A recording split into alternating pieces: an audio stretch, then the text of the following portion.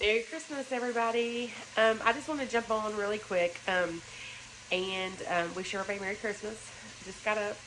Santa's been here waiting for all the kids to get up. But I am going to do a breakfast casserole, so I just want to show you really quick. So I'm starting off with two small packages of sausage, and I'm going to brown that. We're going to do a dozen eggs, and then I've lined a pan with frozen biscuits. I think I used the Pillsbury ones. I'm gonna brown the sausage and sorry my shadow. When it gets brown, I'm gonna pull it out, but leave the grease in there to make gravy. But this is going to be for my eggs, and then we're gonna add the eggs on top of this first, then the sausage. Then we're gonna add some cheese and make the gravy and put the gravy back on top, and then we just put it in the oven. Okay, I got my eggs all in the bowl, so a dozen eggs, and I add about 3 tablespoons of milk. Just makes them a little bit fluffier. You can do even whipping cream or half and half. And then I'm just going to mix these really well. I got a splash of salt and a splash of black cracked pepper. Just gonna beat them really good.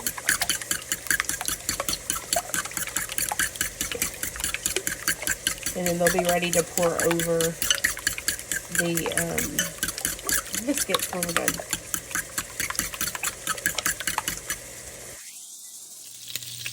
Okay, I have browned my sausage, and then I'm just gonna make a gravy. So I'm putting about a cup of flour. Depends on how much gravy you have left, but I'm gonna do about a cup of flour. Right, so there's a cup of flour. And I'm just gonna mix this really good till it turns brown. You wanna scrape the pan really good. And really good. And then I'm just gonna add some milk to it. So I'm gonna do probably like 4 cups of milk. And then you just want to stir this till that roux kind of dissolves again. And then it'll start to get bubbly and start to simmer a little bit and thicken up. And it just takes a little while. You want to make sure you stir it constantly and scrape the pan as you're doing it, so you get all those little bits in your gravy. Okay, so I have been stirring this constantly, and you'll start to see as soon as it starts to heat back up again, it'll start to thicken. So you need to really, gravy is one thing you got to babysit and stir constantly. You don't want it to get too thick, but you do want the gravy consistency. So just stir it and you'll kind of see when it's the consistency it needs to be. Usually it's about the time it starts to boil. And this is just a white sausage gravy. And you can leave more sausage in it. I just was going to layer my breakfast casserole, so I really didn't need a lot in it, but just the flavor from the fat that was cooked off.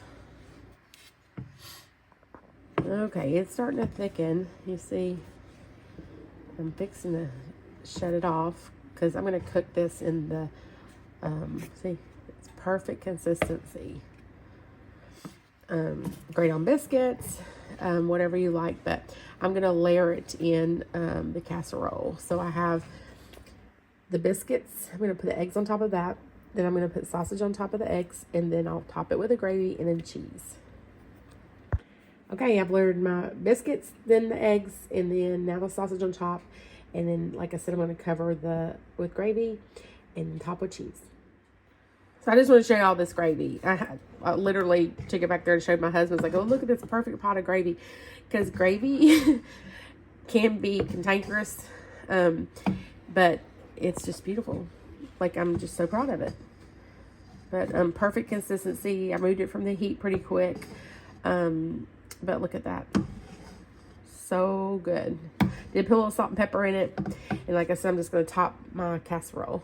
All right, gravy's on and cheese is on top and it's ready to go in the oven.